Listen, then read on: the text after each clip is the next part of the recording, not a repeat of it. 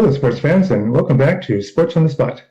My name is Willie Charger, and today I'm going to be joined by Nick James. Later on, Lenny and Ronnie, who are going to give us their lowdown and rundown on the sports world. There's a lot of stuff been going on in sports this last few weeks. We're going to be talking today about Major League Baseball, the trade deadline coming up, say a few things about the NFL training camps. But Nick, before we get started, what was the big headline for you over the sports weekend? Well, Willie, it's been pretty exciting having the Olympics back. The thing that stood out to me the most were the two 13-year-old skateboarding girls that took first and second in the street. It's just crazy how these young competitors are the youngest ever to win a gold, and they go gold, silver. So I thought that was pretty cool. Shouldn't have given up my skateboarding when I was a kid. Who knows how my things would have turned out a little differently. Speaking of the Olympics, I did watch the halftime of the USA-France basketball game. We'll be talking about that in a little bit. But they brought out this robot at halftime who calmly sunk several free throws in a row. Swish, swish, swish. And there were these wise guys after the game who were suggesting that the U.S. team should get him to join, given the fact that they couldn't make a shot at the end of the game in their loss against the French. Another story which we'll be talking about in detail.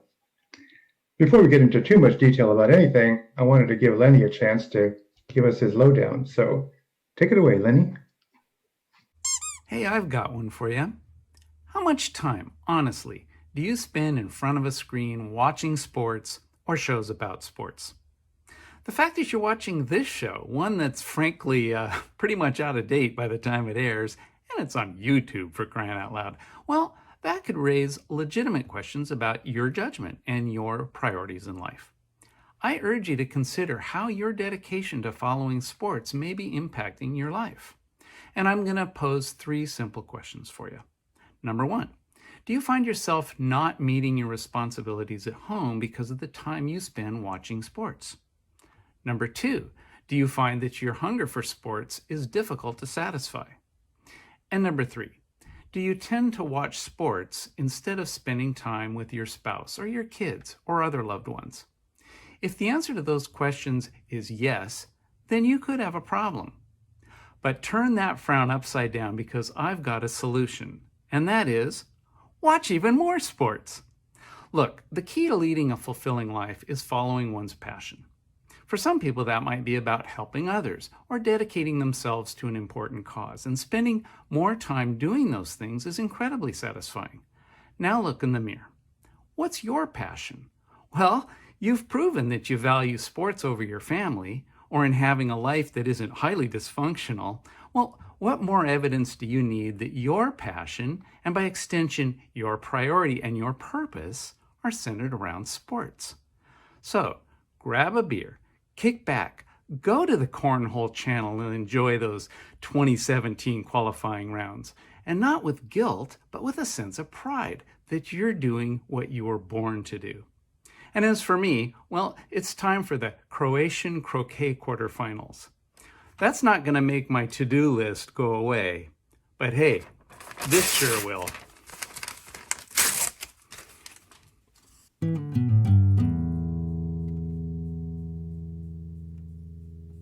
Thank you for that, Lenny. As always, very informative and thought-provoking. I wanted to spend some time talking about the NFL this afternoon. The training camps are starting to open up throughout the league, and there's been some news that's been coming out just today. ESPN is reporting that Aaron Rodgers has received one final contract offer from the Green Bay Packers, which offers a lot of concessions to Aaron, giving him a lot of more control over his situation. And it looks like he is going to be staying with Green Bay at least for one final year. So that's good news if you're a Packer fan. The other news involving NFL quarterback is Deshaun Watson, who arrived at the Texans training camp. He's not happy with the situation. He still wants to be traded. I don't think the Texans are too happy with this situation. They've got some decisions they're going to have to make. So it could be kind of messy. Nick, what kind of options do the Texans have here? Well, Deshaun's just showing up so he doesn't get fined, play out of the old Marshawn Lynch playbook. But it's interesting because they're saying that they didn't get too many serious offers before. But now I'm thinking after all of this time, and a lot of teams could have had stuff in order before the draft and right after. Now, are they going to get serious offers? I mean, we knew he wanted to be traded this whole time. It's hard to see the Dolphins might still be interested. It really comes down to whether or not the talent forgives all the other stuff. As far as fantasy goes, I mean, if you can get him in the lower 9th, 10th rounds, he might be a stash and save kind of player, but he's, not anyone I'd be taking early in my leagues. It's kind of a mess there in Houston, and hope they come up with a solution that's going to be happy to all the parties. One option would be to put him on the commissioner's exemption list, so they don't have to talk about it for a little bit. But short of trading him, I don't know what else the Texans can do. Speaking of trades, this Friday is the deadline for Major League Baseball as far as making some deals, and already the Padres have jumped on the trading bandwagon. They gave up 3 minor leaguers to acquire this all-star second baseman from the Pirates, 29-year-old Adam Frazier, who currently leads the league in hits and made the all-star team for the first time this season. So I think that's going to help I think we have a Major League Baseball analyst on the line. Is Ronnie there? Hey. Ronnie, I'm Hey, glad you're here. yeah, I wanted to give you guys a call, talk a little bit about the trade. Yeah, there's already been some great trades made. I love the Padres trade for Frazier. The guy's under contract until 2022, so it's not even a rental that they gave up for him, or they're not even getting a rental. That's a great trade for the Padres. The Rays already traded for Nelson Cruz. That's a huge trade. He's going to hit 1 million home runs for them. And the Mets traded for Rich Hill, and he already got a win the other day, so that's already paying off. I can't wait for the trade deadline. I think the Yankees and the Mets are going to make the biggest splash. It's going to be such like a New York-style trade deadline coming up, and that does not even being biased. I'm not even a fan of either of those two teams, but they're both making big pushes. Trevor Story, I could see him in a Yankee uniform. Anthony Rizzo, I could see him in the Yankees. You're hearing Chris Bryant to the Mets. You know the Cubs are going to sell. There's going to be a lot of huge bat names on the move come deadline, and I think it's going to be really exciting, probably one of the more interesting deadlines we've had recently. Joey Gallo's been linked with several teams that seem to be interested in him. What's the situation with the Rangers? Is he going to stay with Texas, or might he end up maybe a Padre?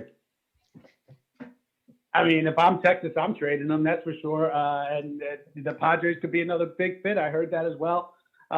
You're not hearing about as many pitchers, I will say. These are all bats, but Scherzer's name has been thrown around here, which Scherzer is one of the biggest names as far as pitching goes. So it would also be interesting to see what happens with him. You hear the Dodgers, maybe Scherzer, and really any team down the stretch needs starting pitching. So I think Speaking of starting pitching, you got Madison Bumgarner out there in Arizona. He's got a huge contract, and I think that the Diamondbacks might be willing to move him to perhaps some contending team. Nick, you think that there's a chance that Bumgarner goes back to the Giants? I mean, they're going with a lot of old talent over in San Francisco, so they might bring back the hometown hero there, who was with them before. I was interested to hear what you guys thought about Bauer. You think anyone's going for him? Ronnie? I think Bauer's baseball career in general is in jeopardy right now. You're hearing that I just saw something how the players on the Dodgers don't even want him back in the clubhouse.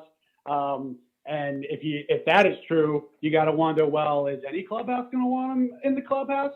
Now, I don't know if there's other stuff, personal outside of his legal troubles going on. And that this kind of just, was the straw that broke the camel's back. But I mean, look, a guy like Bauer, a team is going to take him if he ends up playing baseball again. There's going to be a team that's going to pick him up.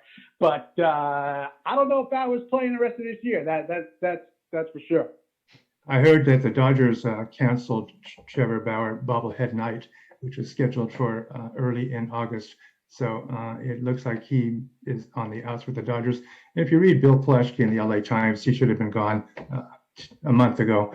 There's other people on the other side who are saying, wait a minute, these are all allegations. Let the guy have his day in court. You can't judge the guy guilty till he's actually found guilty. So we'll see how that plays out. We'll have to take a little break now, and we'll come back and talk some more sports later on after Ronnie and his rundown. So take it away, Ronnie. All right, guys, we're back. We're doing it again. Got a little bit of food in my stomach, make sure I don't pass out or nothing. A lot of big things in sports happen. We got the MLB trade deadline. You got the Olympics. I really don't care about the Olympics, so who cares? But trade deadline's exciting. We got football right around the corner. And that's what we got to talk about. Maybe some Super Bowl odds for the football coming up. I was taking a look at the odds a little earlier and just looking for something that jumped out at me. And there's a few teams that I think, maybe worth a bet. And again, we're talking about hedge opportunities. Not necessarily, and I'm talking about Super Bowl winners, right? I'm going big, right? Go big, go home. We're going to bet people to win the Super Bowl. It doesn't necessarily mean they're going to win the Super Bowl, but, you hope they make the playoffs and you hedge by betting the other team. It's all about hedging bets. So, a couple that jumped out at me were the Browns, 13-1. I don't know why. It is all very early. Colts, 25-1. I thought the Colts were pretty good last year. The Niners, 12-1. I don't even remember who they had, but I remember at the draft, I was watching the draft, and the Niners, I don't even know who they drafted it. I can't remember, but I remember saying, those guys are going to be good. They're going to be good this year. I feel like they're good, but they just weren't really good. I don't know. I like the Niners. Everybody's going to call me crazy and say I'm biased. Giants, 70-1. Again, I'm not saying the Giants are going to win the Super Bowl, but 71 odds in that division, they're being talked about winning the division. With Joe Judge, I don't know. It's worth the bet. And again, I'm trying not to be biased. I have such a love-hate relationship with the Giants. But anyways, the big one, though, is the Rams, 11-1. With Stafford coming in, and I think Stafford is going to go to a new level, all right? I mean, my buddy Tony Tondolo actually ran into him on the way out to California at a Roy Rogers in Amarillo, Texas, and there was something wrong with his order, Stafford's order or something, and he threw the roast beef sandwich back at the employee and nearly took his head off. It was like you'd never seen something fly that fast. So one, he's got the killer instinct. He's already ticked off, and he's still got a rocket flowing off. So I'm going Rams 11-1. Good luck, and let me know what you think.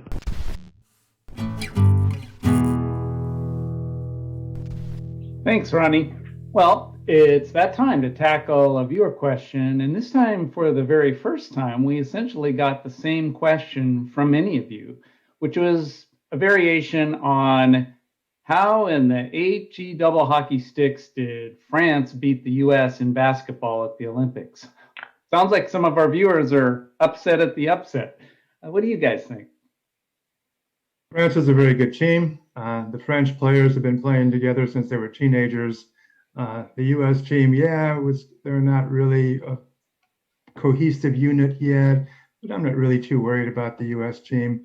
I mean, Durant only scored 10 points in that game. He fouled out. That's not going to happen again. The U.S. has the most talent. They got the best players in the world. I'm not too worried about them right now. They'll be fine. I'm not even sure they're going to make it out of their pool right now. I mean, we're looking back at the Dream Team where there's just that absolute talent gap between the Dream Team and the rest of the world. And the rest of the world's catching up. You see Luka scoring 48 points in his Olympic debut. Nick, I don't buy that. The rest of the world caught up years and years ago. That's not it at all. It's just that the rest of the world, they've been playing together. Think about this. If you're on the Spanish team when you're 17 years old, you're going to be on the Spanish national team when you're 18. Ricky Rubio has been playing with Paul Gasol for probably the last 10 or 15 years. It's no surprise that those teams are really, really good. It's not like they just caught up last week. I don't buy that at all. Yeah, I think, look, there's no denying the talent the U.S. team has, and they are definitely the most talented team in the pool, but it's going to come down to how badly they want it, and I don't think they've really shown that they want it. It's only one game, but you're right, Willie, these teams have been playing together for a year, and I think there's a greater sense of pride and desire for some of these other teams because this is the biggest stage for them, whereas a lot of these guys like Durant and, whomever, they just got out of the playoffs. They're all playing for a championship in the NBA, which is the ultimate prize, so you could understand that this is a little bit of a letdown. I'm not saying it's an excuse, but I think, you got to question the passion and the heart of this USA team compared to some of these other teams.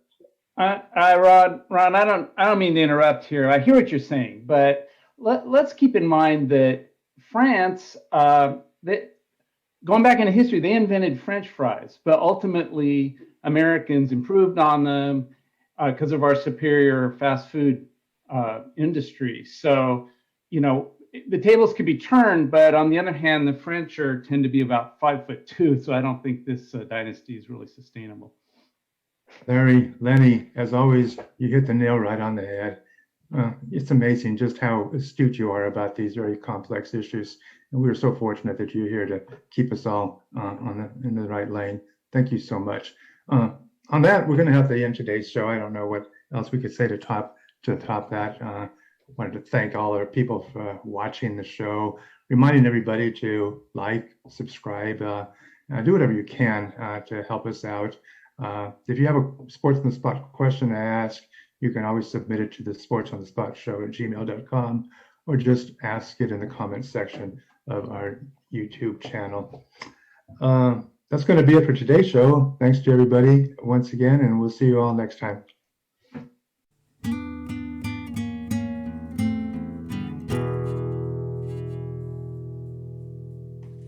Unbelievable.